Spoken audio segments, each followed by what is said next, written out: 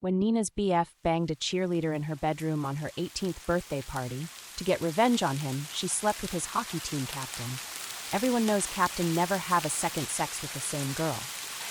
But he wants Nina every night, and everyone knows that too. It was the night of my coming-of-age party. I was most of all excited for one thing. Tonight, Justin would finally announce that he was my boyfriend. Justin and I had been seeing each other for a couple of months now, but we had kept things under wraps so far. Frankly, I would have preferred to make our relationship public right away. He was one of the most handsome and popular guys on campus and was on the hockey team, but he insisted that we wait until the right time. I want to save announcing our relationship for a special night, baby, he had told me. I had been asking when he would make our relationship public for a while, but maybe he was right. It was best to wait until a special time. That meant that he really loved me, right? As I stood in front of the mirror and admired myself, I felt confident that Justin would announce our relationship tonight. I picked out special lingerie, which I wore under my outfit now, because I was certain that we would finally have sex for the first time. I was ready to lose my virginity. Aside from the lingerie, which was a sexy red set that I picked out at the mall a couple days before the party, I was wearing a short, tight skirt that showed off my thighs, a pink crop top, and heels. I wore red lipstick and black eyeliner, too. I felt a bit awkward wearing an outfit like this, as I usually dressed in jeans and hoodies, but my roommates, Jessica and Lori, insisted that I dress up for the party. The only thing that I kept the same about myself tonight was my hair, which was black with bangs and 2 long braids. I always wore my hair like this and never liked it any other way. Some people said it was childish, but I thought it was cute and practical. "You look so hot, Nina," Jessica said as I came out of the room. "The guys are going to be all over you." I didn't say anything about Justin. Even my own roommates didn't know about our relationship. Lori looked at her phone and took another swig of her beer. "Everyone should be here any minute," she said in her low, sultry voice. Lori was the quintessential goth girl on campus, which was a stark contrast from Jessica's bubbly nature and my studious attitude. Somehow, though, we were all best friends. Just then, the door burst open, with the first guests arriving. The group of guys and girls flooded in carrying cases of beers and whooping and hollering, excited for the party. With a grin, Jessica cranked up the music and started greeting people, while I stood awkwardly in the middle of the room. Lori walked over to the couch and sat down, scrolling on her phone. She really only ever came to parties for the alcohol and the weed. Soon enough, the suite was full of people. The LED lights flashed red, green, and blue, while the music played loudly, and the guests started getting drunk and playing games. The main attraction seemed to be the beer pong table, where the boys competed like their lives depended on it. But people also hung out around the seating area, played drinking games, and smoked on the balcony. A while into the party, Justin finally arrived. I got excited, but instead of coming over to me and greeting me, he simply made a beeline for the beer pong table and joined the game. During a lull in the game, I sent Justin a text. "Well, are we going to announce it?" I watched from the corner as he pulled out his phone, read the text, then pocketed his phone again. He looked at me and subtly shrugged, then returned to his game as though he didn't even know me. "Are you okay?" Jessica said, coming over to me with an extra beer in her hand for me. I shrugged and finished off the last of my beer. "I'm just not much of a partier, that's all," I said. Jessica pursed her lips and handed me the other beer. "You just need a little liquid courage, that's all," she said, clinking her bottle with mine and taking a big swig. I looked down at my beer and frowned. Jessica was right, but beer wasn't going to cut it, not with how Justin was treating me tonight. "How about vodka?" I said. Jessica's eyes lit up, and she turned around to face the group, cupping her hands around her mouth to shout. "Hey, everyone," she shouted. "The birthday girl wants shots!" By my 7th shot, however, I started to feel wheezy and felt like I was going to throw up. I stumbled down the hall to the bathroom and made it to the toilet just in time. When I was done throwing up, I stood up and made my way over to the sink, where I splashed some cold water on my face and took some deep breaths to sober myself up. I looked at my smudged makeup and my messy hair in the mirror, trying not to cry as I thought about Justin. Why was he treating me like this? Just a few days ago, we were making out behind the hockey arena, and now he was acting like he didn't even know me. Was he just nervous about announcing our relationship, or was it something else? Taking another deep breath and wiping the tears off of my face, I straightened up and decided to go talk to Justin. When I left the bathroom, however, he wasn't anywhere to be found. "Hey, have you seen Justin?" I asked a guest. She just shrugged her shoulders and pointed toward my bedroom. Maybe he just went inside to be alone for a minute, which would give us some time to talk. I made my way over to my room, weaving drunkenly through the crowd. When I opened the door, however, I wished that I had just stayed away. Justin was in my bed, but he wasn't alone. He was with another girl. I recognized her immediately from her platinum blonde hair and thin body. It was Lisa, the cheerleading captain. They were tangled together in my bed, Justin's pants pulled down and Lisa's panties on the floor as they had sex in my bed. "What the fuck?" I screamed. The party went silent, aside from the music, which someone quickly shut off. Justin and Lisa sat up in my bed. Justin looked even more drunk and high than before, but immediately jumped up when he saw me and yanked his pants up. "Nina, it's not what it looks like," he said, stumbling toward me while Lisa simply stood up with a smirk and pulled her panties on, smoothing down her skirt. She strutted out of the room and bumped me with her shoulder on the way out as I continued to stare at Justin in shock and disbelief. Justin stammered as he tried to explain himself. "I'm so sorry, Justin," I interrupted, my voice shaking. "We are done." Without another word, I turned away and stormed out of the suite with Jessica and Lori calling after me. I walked out of the dorms into the cool spring air, turning this way and that for a bit before deciding to make my way toward town. I walked for a while, fuming the entire time and muttering to myself until I finally made it to a local bar. I nodded gratefully as the bartender poured me a glass of rum and coke, and I sipped it miserably while he disappeared into the kitchen. I pulled my phone out of my pocket to see that I had several missed calls and, "Where are you?" texts from Jessica and Lori, but I ignored them and tossed my phone down on the bar, taking a big swig of my drink and cursing to myself. "Yeah, I hate my phone too," a male voice said from beside me. I looked over to see a guy pulling up a bar stool a couple seats down. He was wearing a red flannel shirt and had curly brown hair and a sharp jawline. He was muscular too. "I hate everything right now," I said, swirling my drink around in my glass with my straw. "How come?"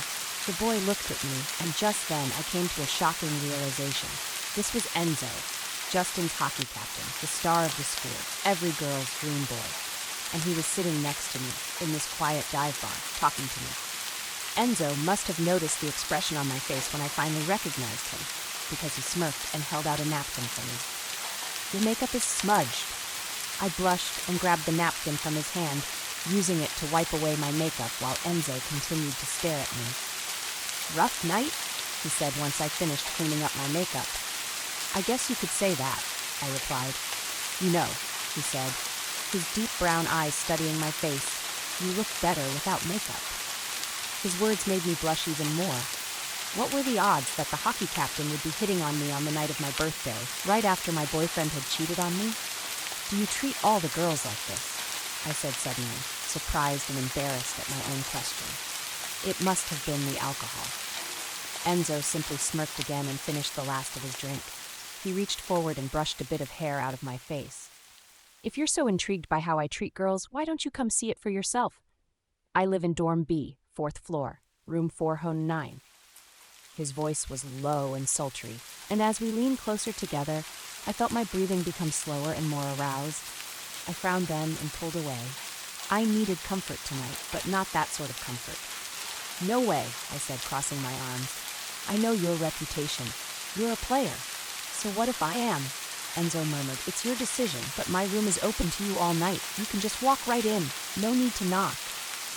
With that, Enzo sat back up and tossed some money down on the bar. "I'll pay for the lady's drink," he said to the bartender, then threw his jacket over his shoulder and sauntered out of the bar. I kept sipping my drink while I thought about the unexpected proposition of sex. Enzo was well known as an Adonis, a handsome player. Ever since Enzo and Lisa, the cheerleader who stole my boyfriend, broke up last semester, Enzo's dorm had a constant stream of gorgeous girls going in at night and walking out the next morning, their lipstick smeared and their hair a mess. No girls ever went back. Enzo only participated in one-night stands. I had never been interested in one-night stands. In high school, I was nerdy and never had a chance with any of the boys. The one time I thought I had a chance, when the football quarterback asked me to prom, it turned out to be a prank. The whole school had laughed at me as I showed up in my blue dress, excited to dance with the quarterback, only for him to trip me and make me fall on the dance floor. "Why would I want you?" he had said, pointing and laughing. "Ugly Nina will never have a boyfriend." After that, I swore that I would just focus on my studies. I eventually grew out of my ugly duckling phase once I started college, and lots of boys tried to get me to hook up with them, but I just wasn't interested. If I was going to let a boy interrupt my studies, he would have to be perfect, someone who I would be willing to share my body with. I had thought that Justin would be the one. He seemed so sweet and kind, but I guess that wasn't the case. After this, I felt like never falling in love again. "Sorry to say this, young lady, but the bar's closing soon," the bartender said, breaking me out of my deep thought. I nodded and finished off the last of my drink, then stood and left the bar. The thought of going home right now almost made me sick. Maybe I didn't have to go home tonight. I showed up at Enzo's place a little while later. Before I entered, I hesitated for a little while, as I considered just keeping my dignity and going home.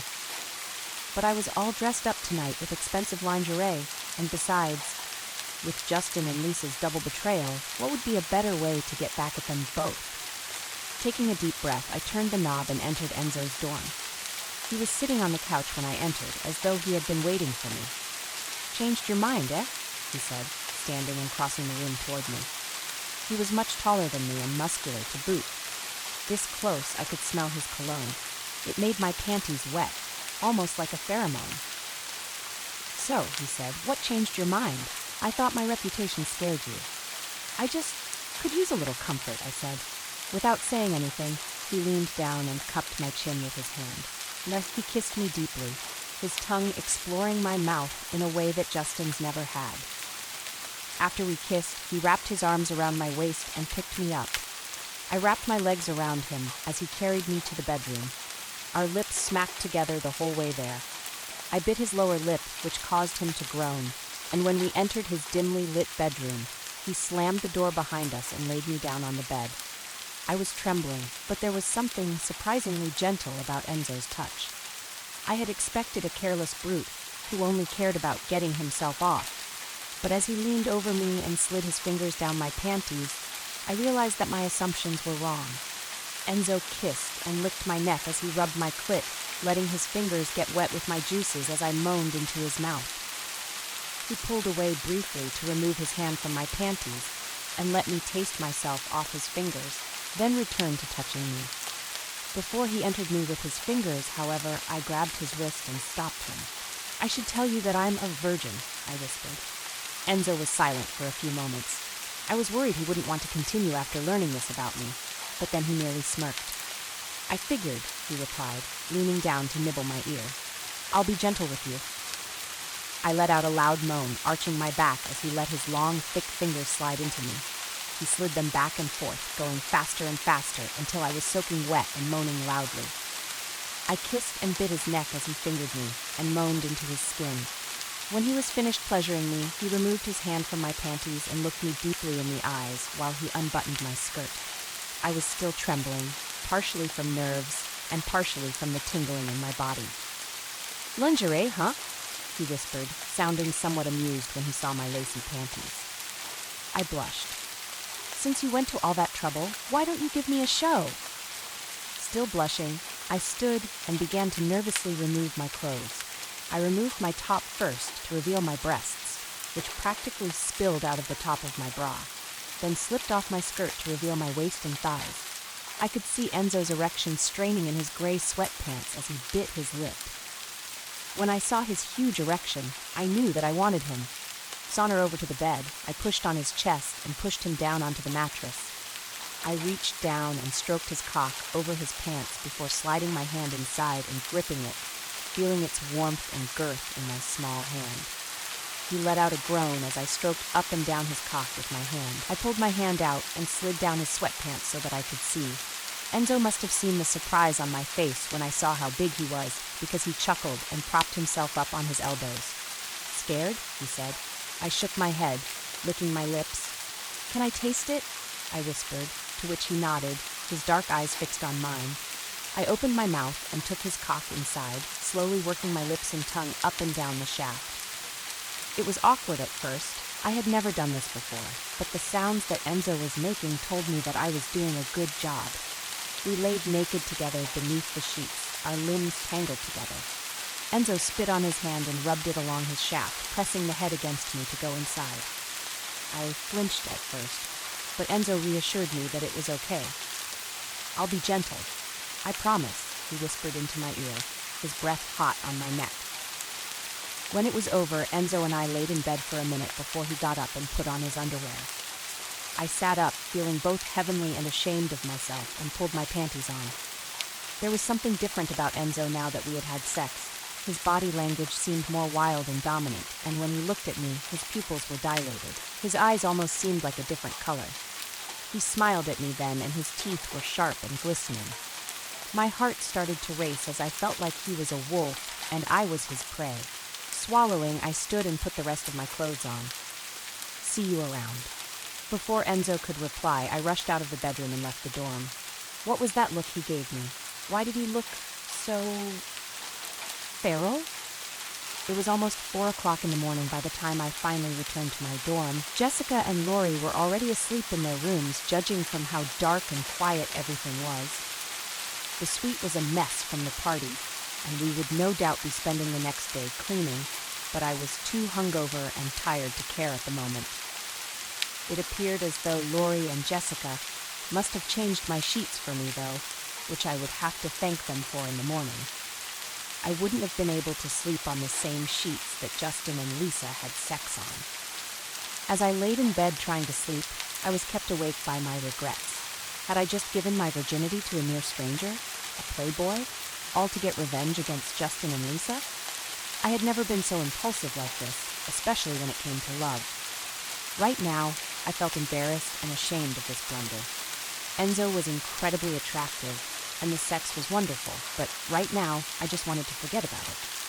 When I woke the next morning, my head pounded and my stomach hurt from all of the alcohol from the night before.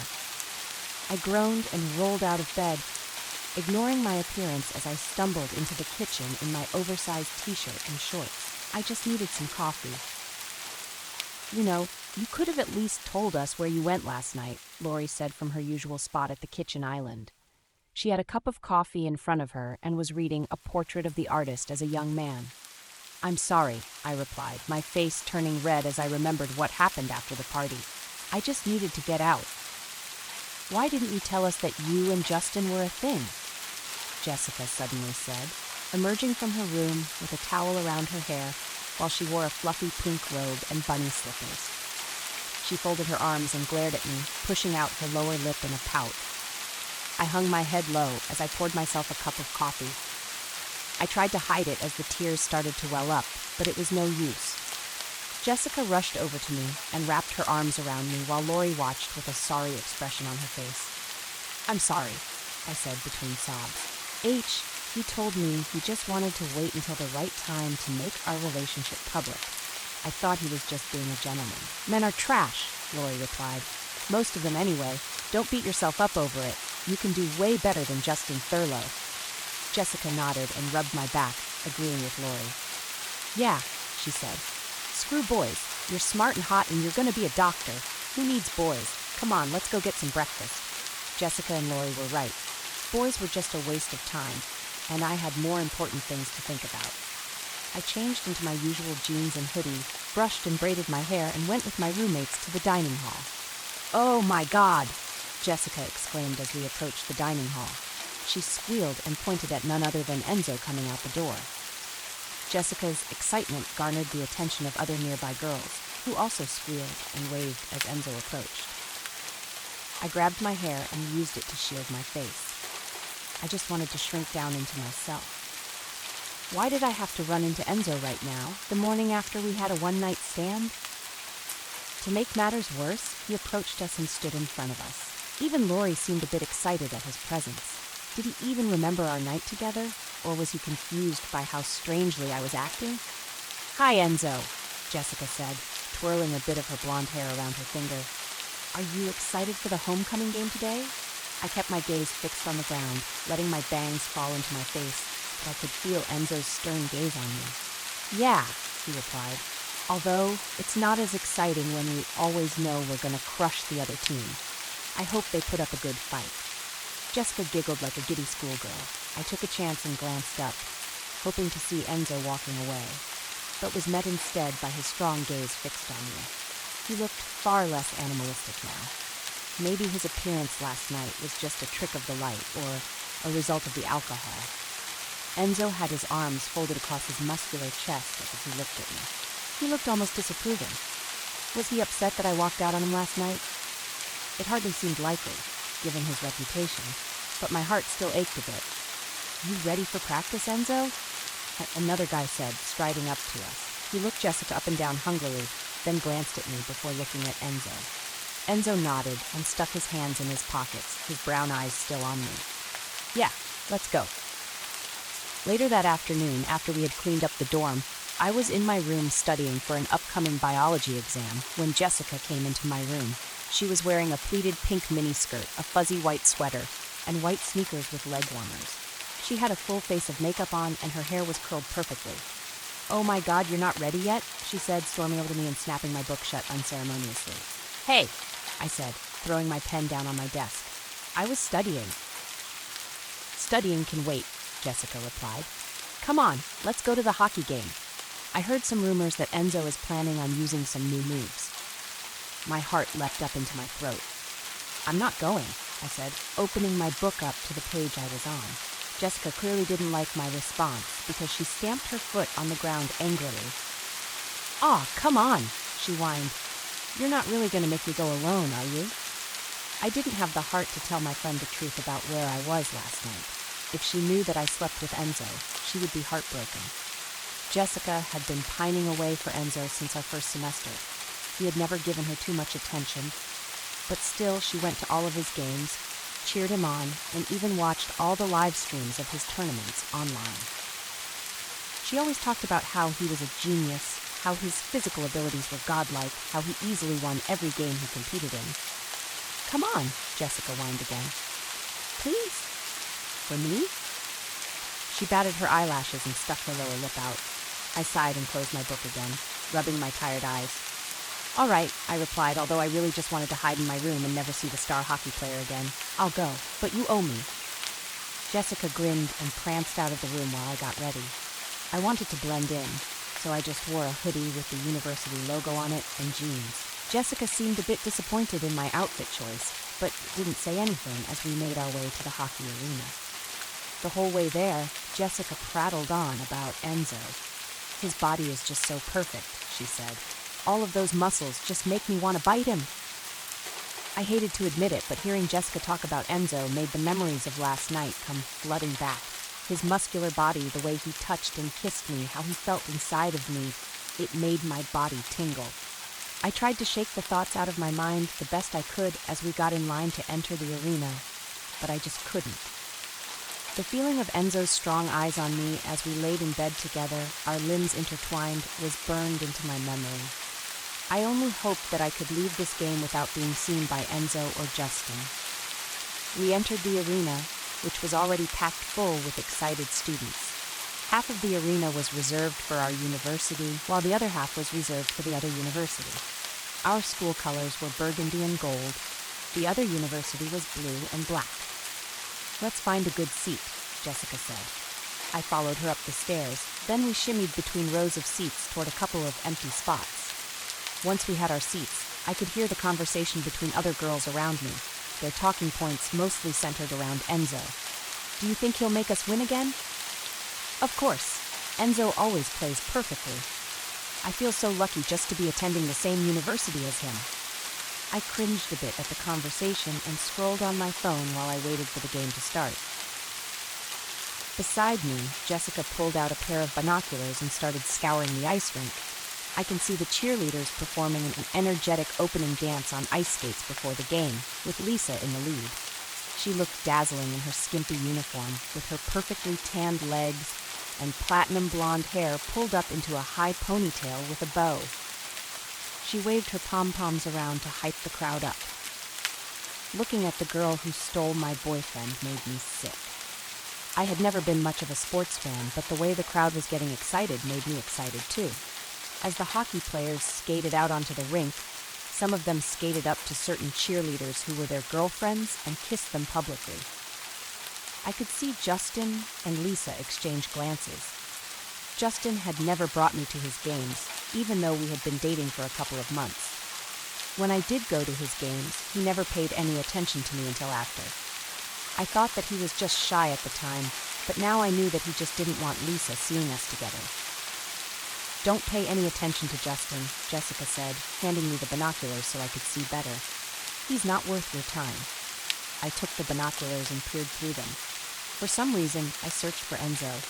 I didn't know why I wanted to see him so badly, but I did, and he saw me.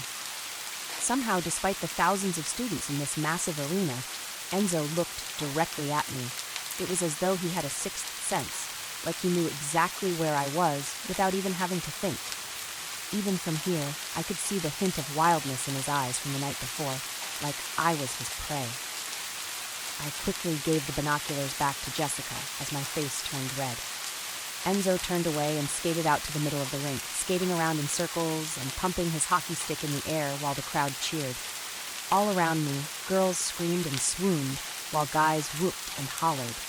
The game started. I lost sight of the puck quickly, but was able to follow the game by watching Enzo, who skated as fast as lightning and moved nimbly around the rink as though he was born with ice skates on his feet.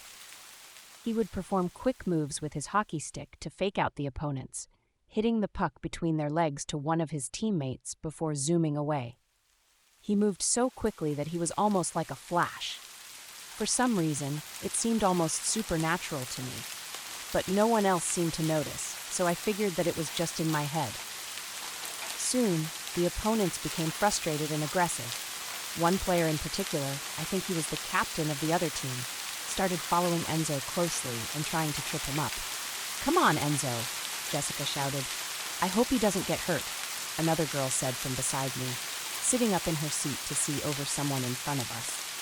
Enzo scored a goal, and suddenly, the other team's captain threw his stick and his helmet down on the ice and tackled Enzo.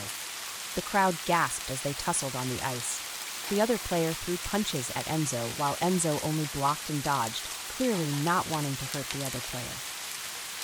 It was now that I finally realized how much pressure was on Enzo as the star hockey player. I held my breath as I watched the fight, images of us in bed flashing in my mind. For some reason, I cared enough about Enzo to not want him to get hurt. I didn't care to look at Justin for even a second.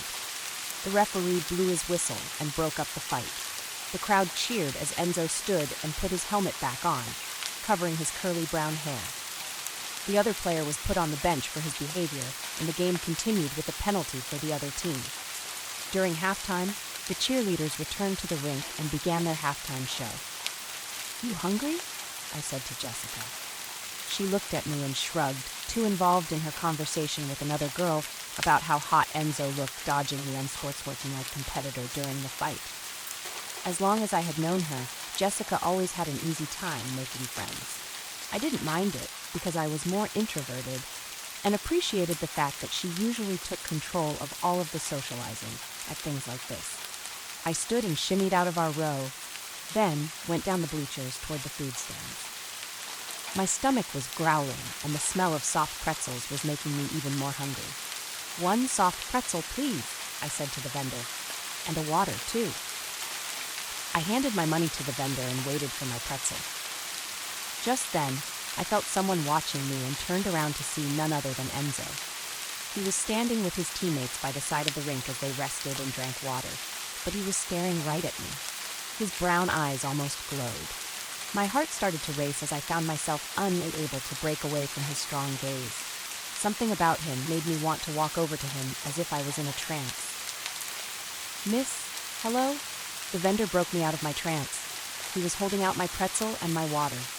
"Oh, sorry," I said. "Thank you." I took my pretzel. When I turned back, Enzo was no longer looking at me and was instead entrenched in a conversation with a teammate, as though he hadn't just been staring into my soul. I considered going back to Jessica, but after the encounter with Enzo, finding me in the massive crowd and staring at me just now, I only wanted to leave. I decided to make up an excuse later and just go home.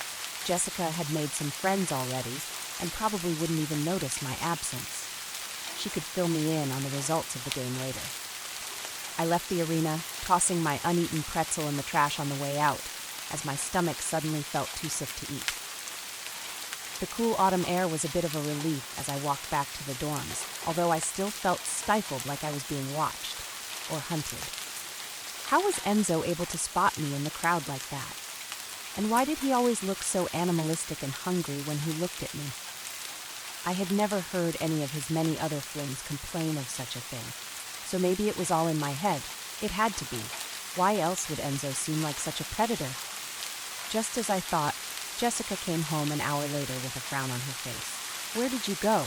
she said. I looked up from my book as I sat on the couch. Thankfully, I had prepared an excuse beforehand. "My stomach started to hurt," I replied. "Probably from all the alcohol last night. I couldn't get through the crowd to make it back to you, so I just decided to come home."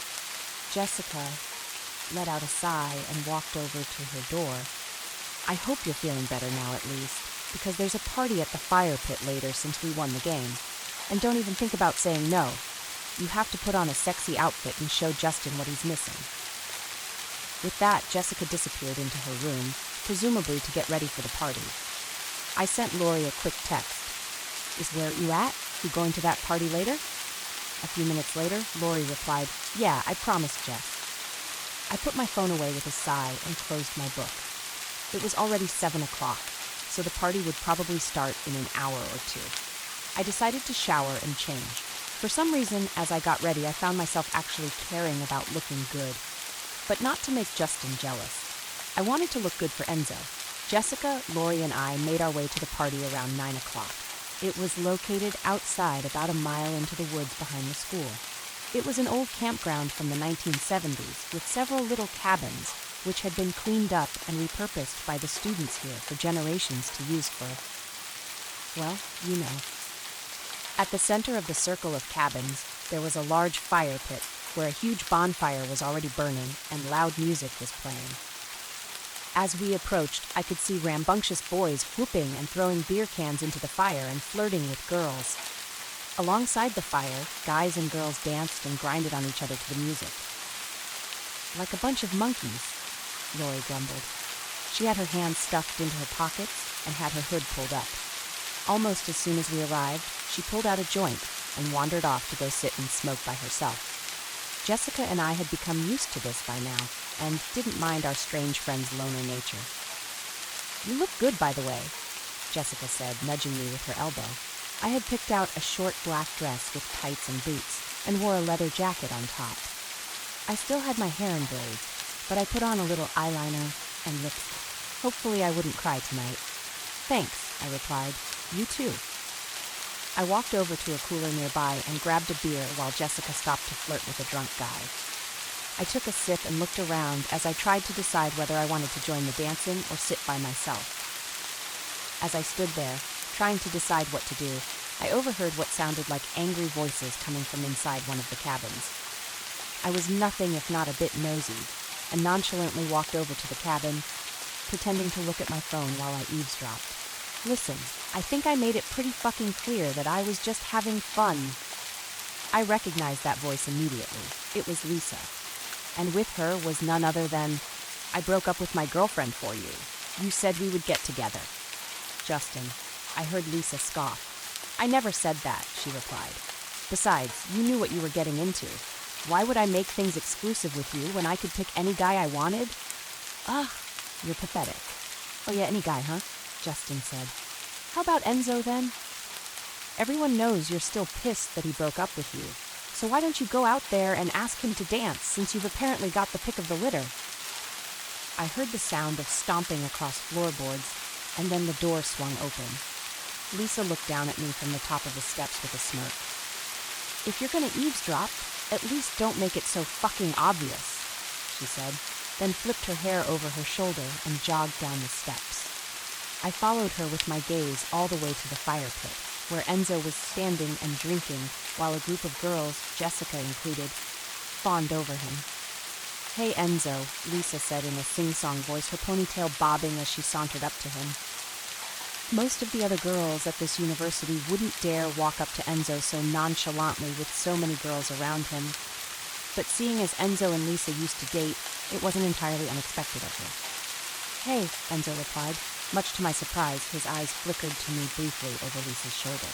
I felt like he was looking into my soul again, but it was over quickly when he looked back at Lisa. Lisa folded her arms across her chest, no doubt pushing her breasts together, and rocked back and forth from her heels to her toes.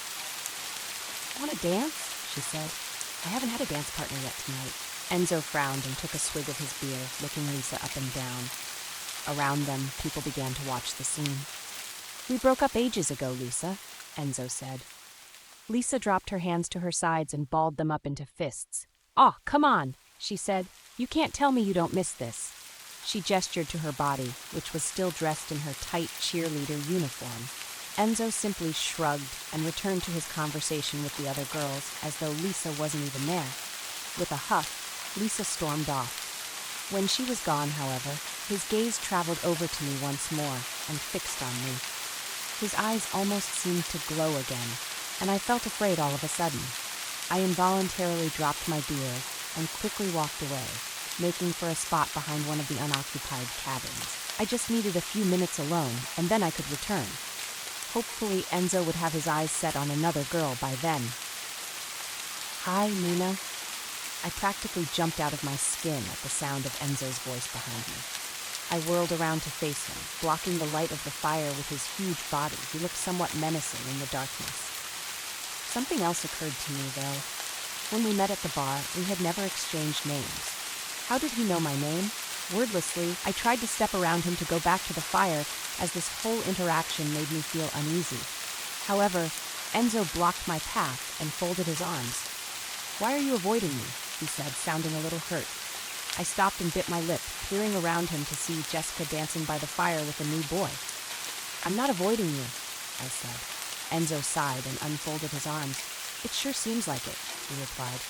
"You left so abruptly last night. What do you want me to say?" I whispered so that no one could hear if they were eavesdropping. "You had your one-night stand with me. You never see girls more than once. You should be thanking me because I'm just making it easy for you." "Is that what you really think of me?" Enzo asked. He didn't try to hide his voice at all. For some reason, I felt more confident confronting him now. "Everyone knows you're a playboy who only sleeps with girls once before moving on to the next," I said, stepping around him. He didn't block me this time, but turned and frowned. "Well, you're different," he replied. "Was this some sort of prank?" The hockey captain, the star of the school and a playboy, thought I was different enough to keep talking to me after we slept together? I wondered if Lisa or Justin put him up to this to rub it in that I would never find love. Enzo stepped closer to me and brushed a bit of hair out of my eyes, finally lowering his voice to a whisper. "I want to have a second time with you."